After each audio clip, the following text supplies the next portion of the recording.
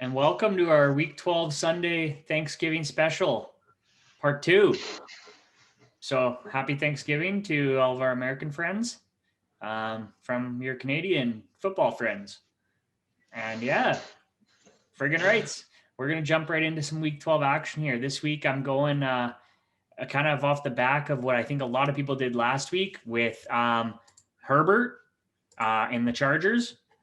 Love that. Yeah. We got a big one. It's a big shootout with the Bills here. First, Josh Allen. Last week, 3 TDs, 366 yards. As Tarin would say, big rushing yards, 11. Huge. But yeah, that's my pick for my QB. I mean, my favorite QBs on the Thursday slate. So got to go back to some charge in action. And then while I'm just on that topic, oh no, wait, I won't go into my receiver yet. But yes, Tarin, take it away for your QB. I want to mention just before we get too deep that this is a small slate for Sunday. It's 8 games only, so you be kind of leery of where you're going. Maybe playing more chalky guys is actually worth it in such a small field because you're going to have guys that blow this whole slate up on an 8-gamer. And the late night hammer is Mahomes. So it's the last game of the afternoon at 125, and I expect that to be pretty high scoring. So just be careful that you don't have at least some exposure to that game late in the day. But my QB actually goes on the other side of that game with Josh Allen. I think he's kind of returned to form. He had those 2 bad weeks, and then he's been 2 great weeks again.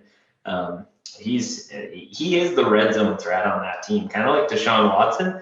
Josh Allen caught a touchdown, I think, in the last game. He was throwing the ball too. So now, he either rushes it in, he throws it in. It's pretty, those running backs barely get any work in the red zone. I mean, Zach Moss does here and there, but it's mostly Josh Allen doing the work.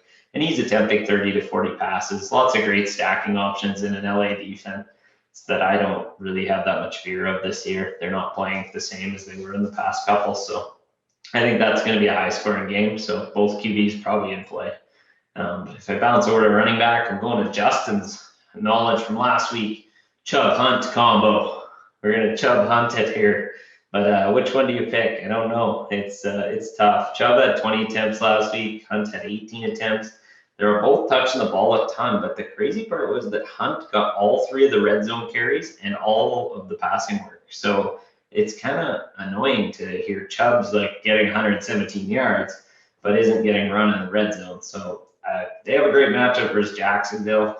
Maybe it's a week where you double stack them and they both go for 100 again and maybe a touchdown each. But I think you just play one of them. And then, Dalvin Cook's the obvious chalk again this week. He'll be played in every lineup.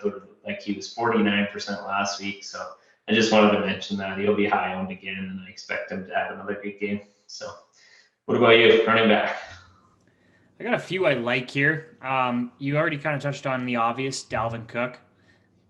He's probably the safe play. Obviously, you're going to be forking out a lot of salary for that. And then I got another pick who's obviously going to be priced very high, but had a quiet week. And it'll depend on what comes out for news. But Alvin Kamara, only 10 points last week. Obviously his price isn't going to go down that much, a couple $100 maybe. I just like the matchup, and I think they're playing Denver. So could see a lot of running, especially if the game gets out of hand. So I'm going to be keeping my eye out for that one. And then the other one is in the exact same game, and that is Clyde Edwards-Helaire or I like Leonard Fournette with Tampa Bay. He's playing right now. Oh, yeah, I guess he is on that slate in that game. Oh, yeah. I'm mixed up because we're recording on Monday. Sorry, you're confusing me. Yeah, and so I like either of those picks in that game. Obviously, I think that one could be a shootout, and that's why I'm looking at it. And they're both probably going to. Well, Fournette will be the cheapest. Edwards-Helaire will be mid-high. So just kind of depending on what your lineups look like, those are the ones I was eyeing up for my turkey dinner. Moving on to my quick receiver pick here, just because it pairs with my QB. Big week last week, Keenan Allen, 38 points, 16 receptions, 145 yards, 1 TD, 19 targets. Fumbled it once, but hey, 38 fantasy points, highest receiver of the week. I mean, I think he's 8 receptions higher than anybody else in the league too. That he's just getting the ball a ton and a lot of high catch rate passes. Like he doesn't have a lot of drops. I think he's like on a streak of like the least drops and so many pass attempts. Like so, yeah, great play there. I wrote a 3/ receiver combo here for my receivers, and it's Moore, Anderson, Samuel. Pick 2 of the bunch in Carolina and run with it because like their offense just seems to have 2 receivers go for 25 points every week. I think it was Samuel and Moore last week, both 23 and 24, or 23 and 25. Robbie Anderson still has like 29% of the target share. And I do kind of like that last week Samuel and Moore went off. So maybe go to Anderson this week is like the way to maybe get the low ownership because it seems like you've got to have a receiver here. They just have such a high volume and they always score a lot of points. And it's very concentrated to those 3 guys and those 3 guys only in the receiving game when McCaffrey's not there and he isn't going to be back from the looks of it. So, I mean, they get Minnesota, great matchup. Again, the secondary Minnesota is not great. Where you don't want to target them is in the middle because Kendricks has been playing at a Pro Bowl level. He's been awesome. And that's my bias to Minnesota there for a minute. And yeah, but I like one of that Carolina side of that ball. And especially if you're playing Cook, maybe that's a mini stack you do in your lineups. If we run over to tight end, we're not quite at the pumpkin pie yet, we would say. But that was a good one, Justin. Noah Fant. Wasn't bad.